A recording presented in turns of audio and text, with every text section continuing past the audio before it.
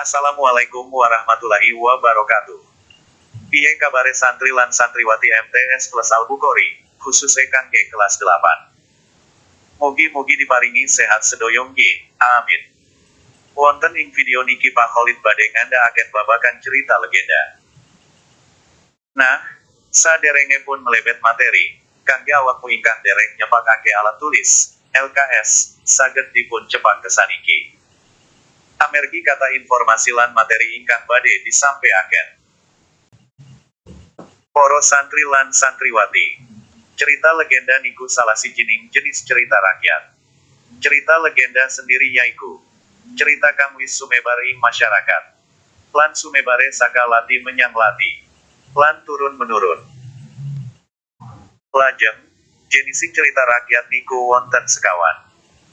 Setunggal legenda yaiku dongeng sing isine papan patilasan sing ana gegayutane karo dumadin alam. Tulada, asal-usul Joko Poleng, asal-usul kota Semarang lan masih kata. Kali, fabel, yaiku dongeng sing isine ngandharake anane hewan kang bisa guneman kaya dene menungsa. Tulada, cerita kancil nyolong timun, lan masih kata. Tigo, mite, yaiku dongeng sing isine ngandharake kepercayaan zaman kuna, sing gegayutan karo dewa-dewi, utawa lelembut. Tulada, Nyai Roro Kidu, Jaka Tarub lan taksi kata. Sekawan, sage, yaiku dongeng kang isine gegayutan karo pahlawan. Tulada, Gajah Mada. Saben panggonan iku mesti duweni cerita asal-usul dumadine, kang dipitayani dening masyarakat. Cerita kang dipitayani disebut cerita legenda. Nah, cerita legenda niku duweni tetenger utawa ciri-ciri kang kapiran dados gangsal, yaiku setunggal imajiner, yaiku menggambarake kedadean-kedadean kang okal anane. Jadi, cerita kang secara logika tidak masuk akal. Kali, kolektif, yaiku dianggap duweni rakyat bareng-bareng. Tigo, statis, yaitu tegese ora ana owah-owahan sing wigati saka zaman biyen nganti saniki. Sekawan, pemutulada, yaiku biasane cerita legenda nyeritake bab ala lan becik kanggo tulada. Gangsal, anonim. Maksude laka sing ngerti sapa sejatin sing ngarang. Saniki Pak Khalid badhe jelentrehake unsur-unsur pandapuk cerita legenda, yaiku setunggal, tema, yaiku ndering prakarya utawa gagasan kang wigati, tulada tema bebrayan. Kali, latar, yaiku keterangan ngenai papan panggonan, wektu lan suasana utawa kahanan sajeroning cerita. Latar niku ana latar panggonan, latar waktu, latar suasana. Tigo, alur, yaiku urutane kedadean ing cerita saka wiwitan nganti pungkasan. Alur cerita niku ana maju, mundur, lan campur. Sekawan, paraga lan wewatek. Paraga yaiku tokoh kang ana ing sajeroning cerita, wewatek yaiku cara pengarang menggambarake wateke saben paraga. Gangsal, amanat, yaiku ajaran moral utawa pesan kang ngandhut piwulang becik kang bisa dicupuk dening pembaca. Salah sijine legenda kang kawenter ing Jawa Tengah yaiku Joko Poleng, kang dumunung ing Kabupaten Brebes. Ayo, semakin cerita legenda Joko Poleng kanthi premati. Kabupaten Brebes merupakan sebuah kota yang terletak di Pulau Jawa, tepatnya di Provinsi Jawa Tengah dan berbatasan langsung dengan wilayah Provinsi Jawa Barat. Kabupaten Brebes memiliki sebuah legenda yang masih diceritakan secara turun-temurun oleh masyarakat Brebes hingga sekarang. Legenda tersebut adalah Jaka Poleng. Laksito adalah seorang pemuda yang bekerja sebagai pemelihara kuda di kediaman Bupati Brebes. Sehari-hari, pekerjaan Laksito adalah memandikan kuda, memberinya makan, serta membersihkan kandangnya.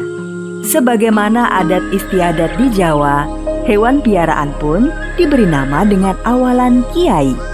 Kuda milik Bupati Brebes diberi nama Kiai Genta.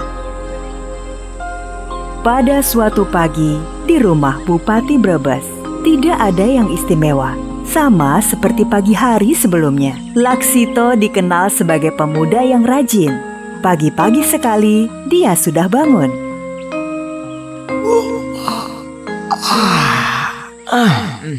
Sementara itu, Mak Ojah sudah terlihat sibuk menyapu halaman belakang.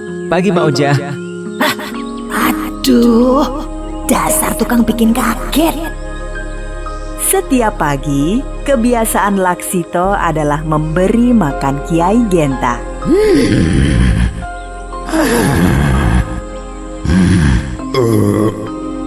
Setelah selesai memberi makan Kiai Genta, Laksito menikmati kue alu-alu sambil minum teh poci hangat buatan Mak Ojah. Mak Ojah, aku pergi ke sawah dulu ya. Mau cari rumput untuk Kiai Genta. Sampailah Laksito di hamparan sawah yang hijau. Dia sangat bersemangat memotong rumput di pinggiran sawah dan memasukkannya ke dalam keranjang. Hari mulai beranjak siang, Laksito mulai merasakan teriknya matahari. Laksito beristirahat sejenak di bawah pohon yang rindang untuk mengusir lelah. Kemudian, dia tertidur. Ketika Laksito mulai terlelap, seekor ular belang bermahkota emas lewat di depannya. Laksito tiba-tiba terbangun. Dia sangat terkejut melihat ada ular aneh yang lewat di depannya. Laksito kemudian berdiri dan mengikuti ular tersebut. Ular tersebut masuk ke dalam semak-semak dan berhenti.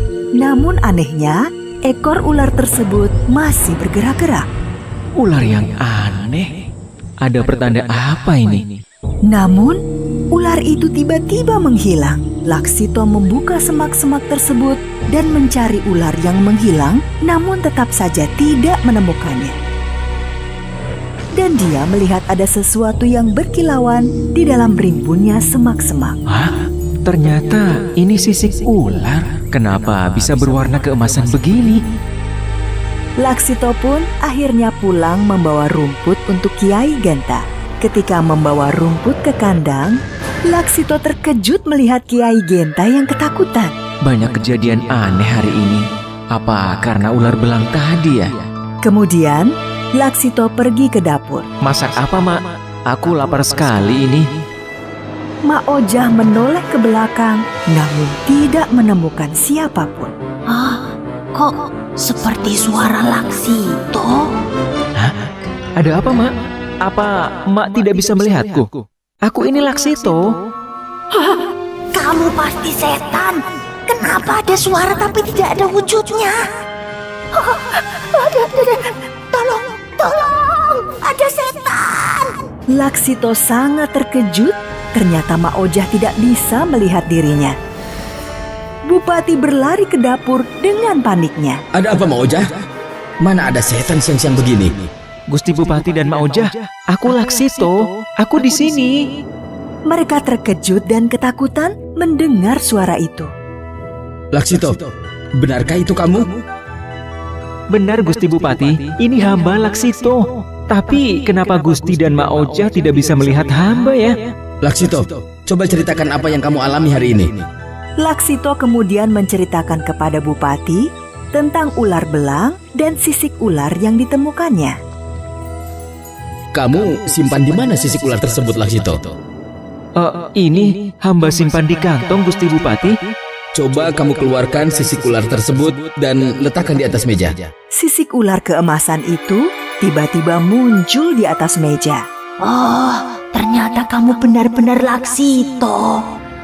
Syukurlah Ger, kamu selamat.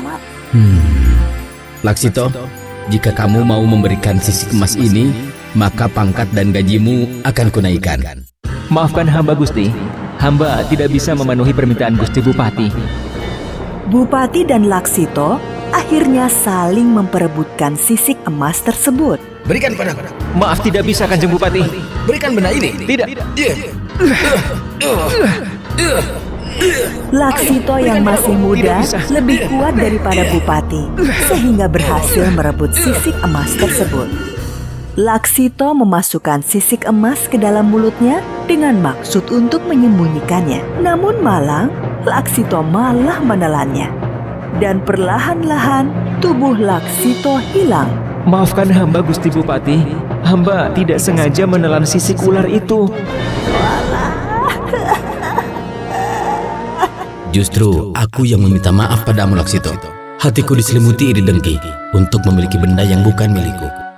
Iya, hamba mengerti Gusti. Mungkin sudah menjadi nasib hamba untuk mengalami hal seperti ini. Tapi izinkanlah hamba untuk tetap mengabdi di sini Gusti. Hatimu sungguh mulia Laksito. Karena itu aku mengizinkanmu terus di sini.